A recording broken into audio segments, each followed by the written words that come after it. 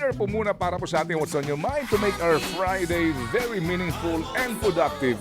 Maricel, please. Nako, Manong Ted, tawagin na natin ang ating What's on Your Mind na winner Aisa May Agustin ng Agusan del Sur. Aisa, magandang umaga sa'yo. Aisa? Hello po. Ayan, naku, kamusta naman kayo dyan sa Agusan? Okay naman po. Okay, so Aisa, isa kang 34 years old, housewife, may asawa at 5 anak. Anong trabaho ng asawa mo, Aisa? Ano lang po, Rebore. Laborer. Ano ba ginagawa nun? Opo. Sa construction? Hindi po, minsan lang po pag may nagtatrabaho, minsan po wala. So kapag siya, kumbaga, yung pumapalit kapag kakailangan magtrabaho, saan to? Sa palayan? Opo, minsan po, ganyan po. Gaano Minsan kadalas? Sa ano po, po, Sige, Aisa, gaano kadalas na nakakakuha ng trabaho si Mister? sa isang, sa 1 week po, minsan 3, 2 lang. Ganun lang. So kada nakakakuha ng trabaho si Mister para makapagtanim ng palay, gaano kalaki yung kanyang naiuuwi? 400 lang po. 400 pesos. So sa 400 pesos, 2 beses isang linggo, 800 a week. Pero 5 anak mo. Ang pinakamatanda mong anak ay nasa 15 years old. Ang pinakabata ay 1 year old pa lamang. So, ibig sabihin, 3 ba yung nag-aaral? Opo, 3. Lahat sila, sabay-sabay. Paano nyo napapagkasya itong 800 pesos kada linggo na kinikita ni Mister? Pinagkakasya lang po. Minsan wala, minsan hirap po. Paano yan? Kasi pag iniisip ko kung 800 pesos a week, di nasa 3,200 pesos lamang yan kada buwan. Opo. Paano yan? Pangkain nyo laang yun. Ano pa yung ibang pinagkakagastusan ng pamilya? May palay naman po. Bali, tenant lang po. Pag may nakuha po kaming palay sa, tenant namin, yung, bali, ang, bahay niya po, ay hindi namin ibibinta. Bali, gawin namin konsumo.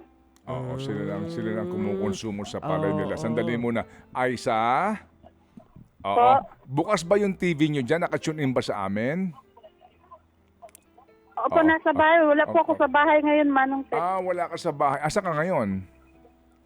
Umalis po ako. Nasa palengke po ako. May binili lang. Okay. Sorry baka nakaka-store. Nagmamadali ka ba? Hindi naman po. Hindi. Joke lang. Sige. Unsa may, ano ang inyong salita sa Agusan del Sur? Anong bayan ka?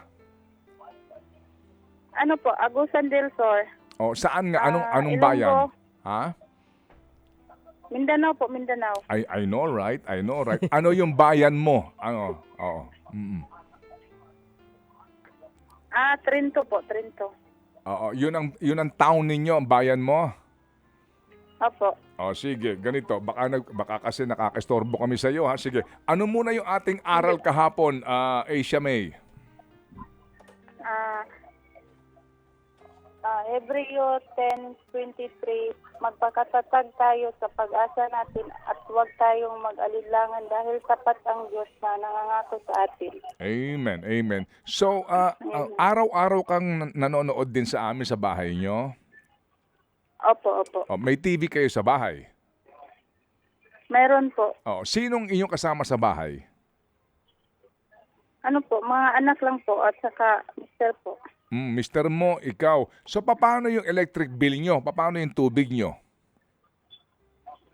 Yung electric bill namin po, minsan nababayaran, minsan hindi. Sa ngayon, Isang araw, minsan. sige. Sa ngayon, ang may trabaho lang talaga mister mo? Opo. Okay. Yung ating premyo 2,000, saan mo balak gamitin? Bala ko po ipapadala sa anak ko nasa Malita Occidental po, nag-aaral po ng grade 10. Yung Pambili panganay? ng gamit po. Yung panganay? Opo, pambili Oo. ng gamit. Sige. Kailan ka pa nagsimulang makinig at manood sa amin? 2022. Oo. Alam mo ba kung ano yung hinihingi namin bago kami magpadala ng premyo at ilang pang tulong kung sakasakali? Opo, alam ko po. Oh, sige. Ano yung hinihingi namin? Yung mga video po at saka picture po, proof na ganyan po ang kalagayan namin. Tama. Sige. So, itong 5 anak mo, ang nag-aaral ito 3. Opo, 3. Yung 10 years old saka 9 years old, anong grado na? Grade 4 at saka mag-grade 5. Oo. Asa may nag-skwela kini ana? Ano po? Saan nag-aaral tong dalawang ito? Dito lang po sa dito sa Trinto. Oo. Sige. Busan. Oh, public school ito pareho, di ba? Opo, public. Sige. Ganto ha. Padalhan mo kami ng iyong mga preba dito. Sigurado kasi ako kailangan itong dalawang bata ng gamit sa school, di ba? Opo. Oh, gaano kalayo ang eskwelahan sa bahay nyo? Malapit lang po, nilalakad lang po nila. Okay, sige. So, padala ka sa amin ng prueba para kung sakasakali, matulungan natin to pati itong dalawang anak mo na mag-aaral. Okay po. Oo, parang ang sama-sama ng loob mo, no? Sorry, Aisa, ha? Baka namamali. Baka namamali ka Nestor. Baka naiinitan siya. Oo. Hindi po. Ano ba ang salita? Inabahan lang po. Ano ba ang salita sa inyong bayan? Bisaya at saka Ilonggo. Pinagsamang Ilonggo tsaka Bisaya. Ano yan, Cebuano? Opo. Oo. Sige. So, 5 imong anak karon. Oo, 5. Sige. Karon ba buntis ka? Hindi po, sir.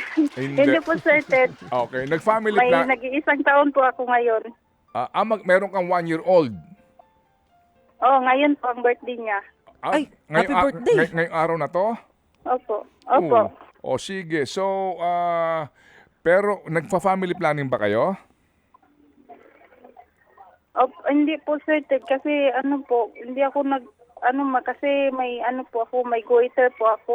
Ay, so hindi ka hindi ka umiinom ng anumang pills o kaya pero hindi na bale. Sige, ayoko nang pakialaman muna yung bagay na yan. Ganito, magpapadala kami sa 2,000 today, ha? Opo, sir. Thank you po. Okay lang ba sa'yo? Opo, thank you po. Maraming salamat po. Hindi, joke lang. Tawa ka naman. Kinakabahan daw si Kinakabahan siya Aisa. eh. Kinakabahan siya. Hindi. Alam mo, Aisa May. Opo. Sige. Opo. Meron kang 2,000. Okay. Pakatapos Opo. nitong ating usapan na to, padala ka sa amin kaagad. Tatawagan ka namin next week. Tutulungan natin yung dalawang anak mo na nag-aaral. Gusto namin silang makita. Ha? Okay? Okay po. Opo. Thank you sige, po. Sige, itong 2,000 ito, galing pa rin to sa ating mga Happy Anonymous. Sa kanila ka magpasalamat. Maraming salamat po sa mga Happy Anonymous.